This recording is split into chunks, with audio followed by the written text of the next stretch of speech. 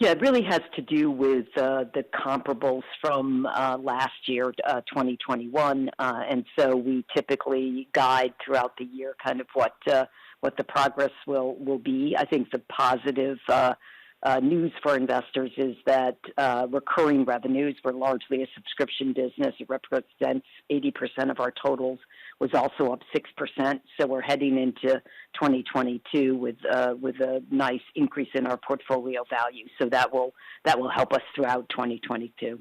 Nancy, as I pick through the various parts of the business, I can see health. You expect that to slow from 2021 levels, a slowing from the governance and risk and compliance, but a little bit of improvement in tax and accounting.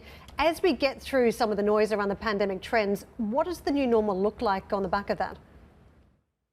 Yeah, what we expect is that the underlying market trends that have accelerated during the pandemic, particularly the move of our clients towards cloud-based solutions and the increased focus on digital transformation by our customers, both of those trends are really accelerating our market growth. So we fully expect as we look to 23 and 24 that growth will continue to improve year on year because of those underlying market trends. Nancy, you flagged up back in the third quarter some of the challenges around recruitment and the higher costs potentially associated with that. We know that it's very bitty depending on where there's a lot of COVID and how people feel about going back to work. Can you flesh that out for us? What are you seeing in terms of your ability to recruit and also the higher salaries you may have to pay to get people back to work? Yeah, the labor market remains very tight. We are largely becoming more and more of a software company, so the vast majority of our employees tend to have strong technical skills. So that is a very tough market to recruit from. We are seeing salaries rise. We've baked that, of course, all into our guidance, but we continue to find people around the world.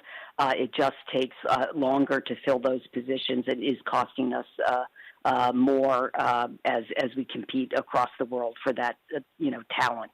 But we are filling roles, and we continue to focus a lot of attention on employee engagement and employee retention. Yeah, absolutely. And can I just ask you about non-recurring revenue streams? Obviously, that's also been a feature coming out of the pandemic, but how you continue to convert that to recurring? Yeah, what we, more and more we are converting our customers from digital solutions in information products more and more to expert solutions. And what makes expert solutions different is that these are highly embedded solutions that customers use every single day. And so usage is very high, therefore retention is very high, and customers renew consistently as they need these products to get their daily jobs done.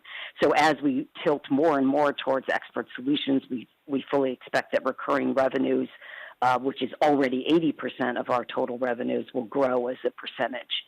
And that is, again, what is really exciting about this next phase of the company.